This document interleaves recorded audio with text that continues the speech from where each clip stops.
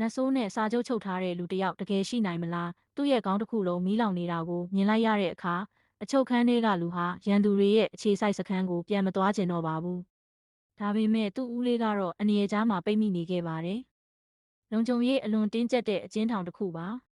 အဲ့ဒီနေရာကအစွမ်းထက်တဲ့ရာဇဝတ်သားတွေနဲ့တာမန်လူမဟုတ်တဲ့တရဝါတွေကိုတောင်ထိမ့်သိမ်းထားနိုင်တဲ့နေရာဖြစ်ပါတယ်